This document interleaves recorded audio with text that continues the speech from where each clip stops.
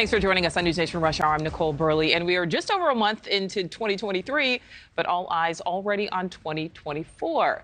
Former South Carolina governor and U.S. ambassador to the UN, Nikki Haley, expected to launch her presidential run in the coming weeks. Haley will be the first Republican to jump into the presidential race this year, since former President Donald Trump announced his run for the White House back in November. Here to discuss this more is Julia Manchester, national politics reporter from our partners at The Hill. Julia, thank you for being here. Nikki Haley, she has a long resume, but does she have enough national recognition to make a run for the White House?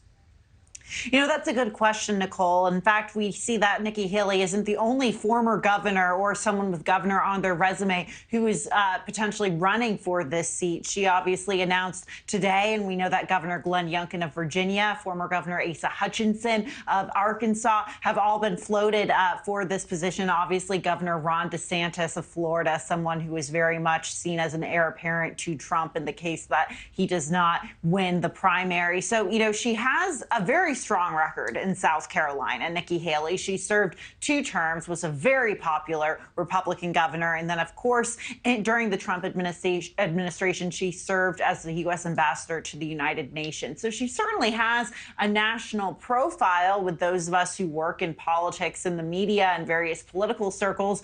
But it is a good question to ask whether she can really permeate that through that wall to voters in Iowa, for example, or New Hampshire. South Carolina, another very crucial early primary state. She has a definite advantage there. But in some of these other states, it's going to take some work in building an infrastructure. And her team says she's already, very much working on that.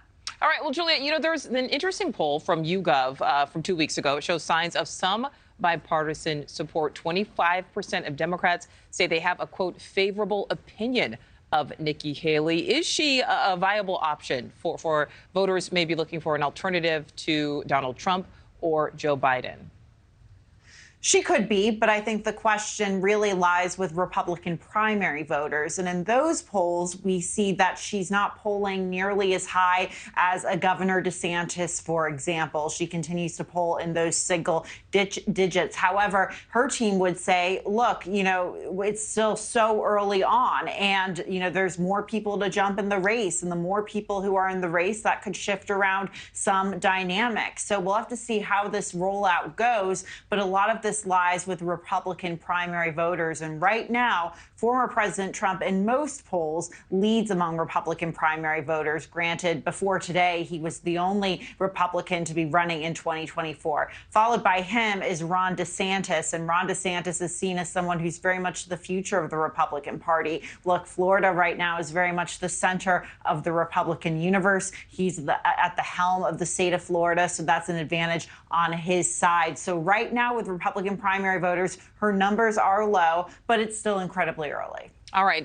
So Trump is the only one who has officially declared that they are running. We know that Nikki Haley is supposed to in a few weeks. But of course, there's all of this speculation about who else will jump in too. Whether it is Ron DeSantis, Mike Pompeo, even possibly fellow South Carolinian Tim Scott.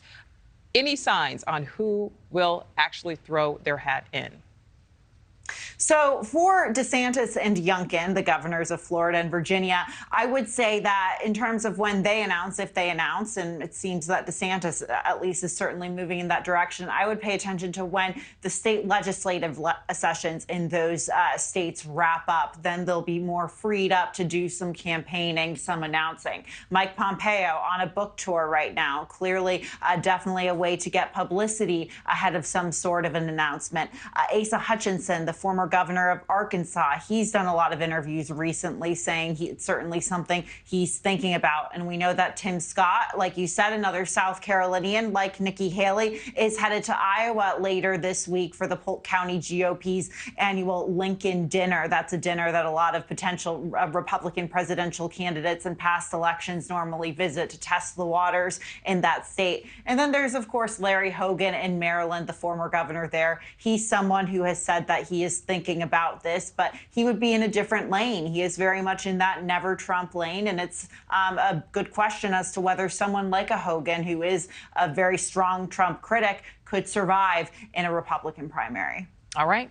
We will see what happens. Julia, thank you. Thank you for watching. Go to newsnationnow.com to find News Nation on your television provider. And don't forget to click the red subscribe button below to get more of News Nation's fact-driven, unbiased coverage.